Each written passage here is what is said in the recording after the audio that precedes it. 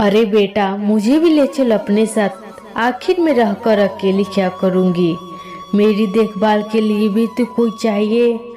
माँ, तू कहाँ जाएगी मेरे साथ शहर में? तेरा मन कहाँ लगने वाला? और तुम्हारे वजह से तुम्हारी बहू भी परेशान होगी। इससे अच्छा तू घर पे रहकर घर का ही देखभाल कर ले। मैं तुम्हारे ज़रूरत की चीज़ें भिजवाता ही रहता हूँ। एक छोटे से गांव में बिमला का एक छोटा सा परिवार रहता था। उसके परिवार में उसके पति तथा एक बेटा और एक बेटी थी। बेटा बड़ा और बेटी छोटी थी। बिमला के शादी के 5 साल बाद ही उसके पति का किसी बीमारी के कारण एक्सीडेंट हो गया, जिस कारण वो विकलांग हो गए। बिमला ही मजदूरी करके अपने बच्चों का पालन पोषण करती थी। उसे यही उम्मीद था कि बड़ा होकर उसका बेटा घर की सारी जिम्मेदारियां संभाल लेगा। यही सोचकर वे रात दिन मेहनत मजदूरी करती। बिमला का पति भी पूरे दिन बिस्तर पर पड़ा रहता।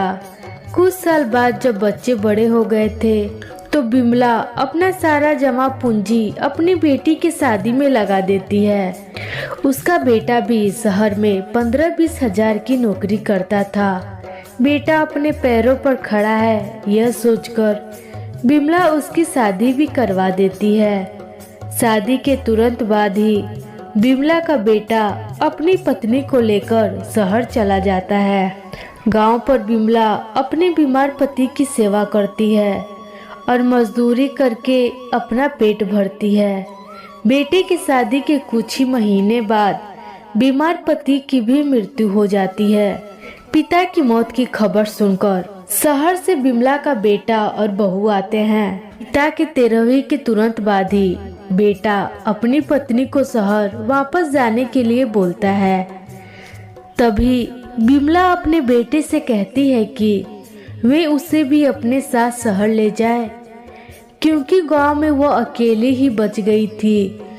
पर उसका बेटा बिमला को अपने साथ ले जाने से साफ इनकार कर देता है।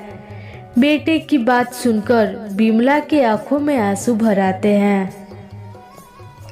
ये देखकर उसकी बहू अपने पति से कहती है कि आज तक माँ पूरे परिवार की सेवा दिन रात मजदूरी करके इसलिए कर रही थी कि आप अपने भविष्य में सुख से रह पाओ।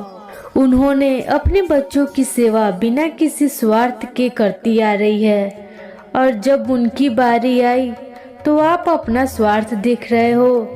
अगर माँ जी हमारे साथ रहेगी तो मुझे परेशानी नहीं, बल्कि ये तो मेरा सौभाग्य होगा कि मुझे उनकी सेवा करने का मौका मिलेगा।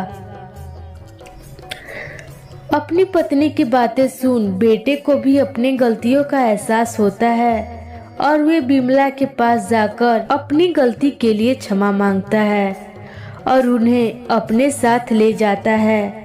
बहू की सूझबूझ देखकर बिमला भी उसे अपनी बेटी की तरह ही प्यार करती है। बहू के अच्छे व्यवहार की वजह से ही बिमला का बेटा भी अपनी माँ के बुढ़ापे की लाठी बनता है। अगर सारी बहुएं अपनी सास को माँ और सास अपनी बहू को बेटी की तरह ही प्यार करे तो आज वृद्धा आश्रम में एक भी माँ नहीं रहेगी और किसी का भी बेटा उन्हें सड़कों पर छोड़ के नहीं जाएगा, चाहे उनका खुद का बेटा ही कितना दुष्ट व्यवहार का क्यों ना हो।